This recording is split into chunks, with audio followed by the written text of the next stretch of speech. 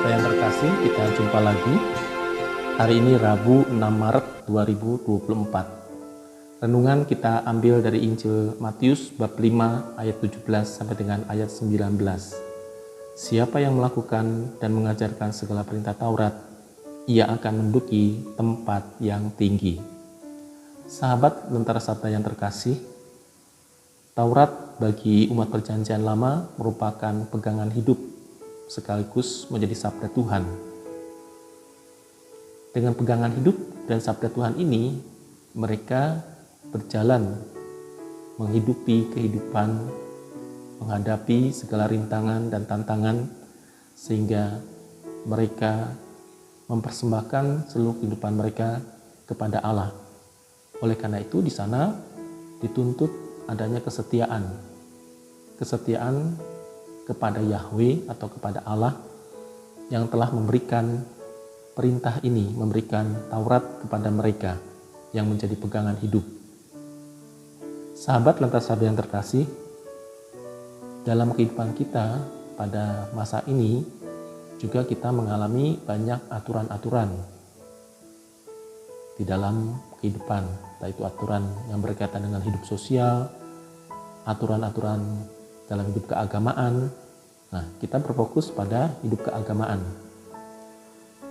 Pada prinsipnya bahwa aturan-aturan dalam gereja itu bersifat menuntun kita menjadi pegangan hidup, bukan menjadi tujuan. Tujuan kita adalah mengabdi Allah dan memperoleh keselamatan. Namun seringkali kita justru berfokus hanya aturan-aturan saja, sehingga kita lupa bahwa tujuan kita adalah memperoleh keselamatan dan bersatu dengan Allah. Yang sebenarnya sebetulnya aturan itu menjadi sarana, menjadi kendaraan bagi kita. Oleh karena itu, permenungan kita pada hari ini, terutama juga dalam masa Prapaskah ini, kita diajak terus berbenah diri. Kita memaknai aturan-aturan itu sebagai sarana untuk mencapai tujuan. Bukan aturan menjadi tujuan, tetapi tujuan mengantar kita mencapai tujuan.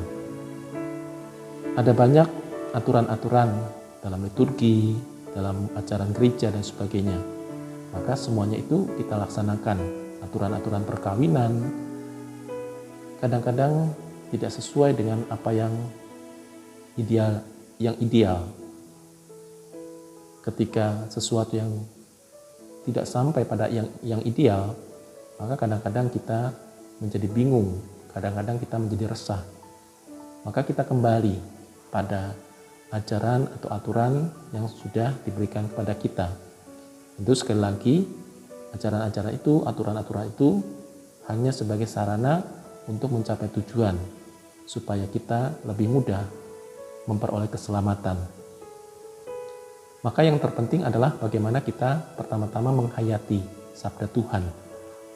Kesempatan baik dalam masa Prapaskah ini, kita mendalami sabda-sabda Tuhan.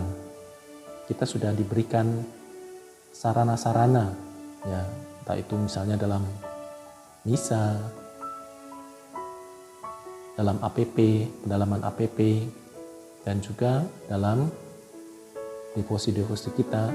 Maka itu menjadi sarana bagaimana kita dapat berjumpa dengan Allah, dapat menimba rahmat kekuatan yang diberikan Allah selama masa Prapaskah ini, supaya Prapaskah kita ini sungguh menghasilkan sesuatu yang berguna bagi kehidupan kita, yaitu untuk memperoleh keselamatan dan kita merasakan Allah yang merajai seluruh kehidupan kita.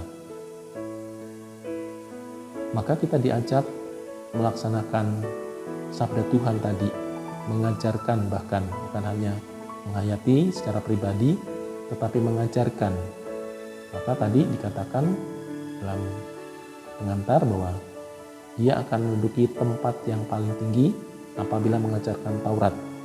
Nah, kalau sekarang kita mempunyai kitab suci sebagai ajaran yang tertinggi yang harus kita ajarkan kepada orang-orang di sekitar kita, kepada mereka yang mencari kehendak Tuhan.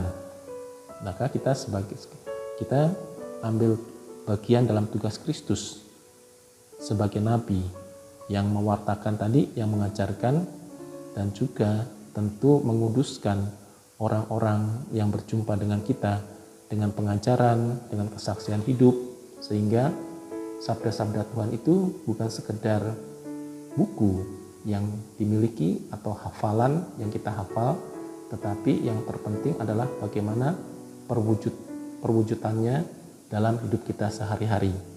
Semoga dalam masa Prapaskah ini kita dapat merenungkan sabda-sabda Tuhan semakin mendalam dan kita memperoleh inspirasi iman sehingga kita membangun iman kita, membangun hidup kita didasari dengan sabda Tuhan yang kita hayati. Tuhan memberkati.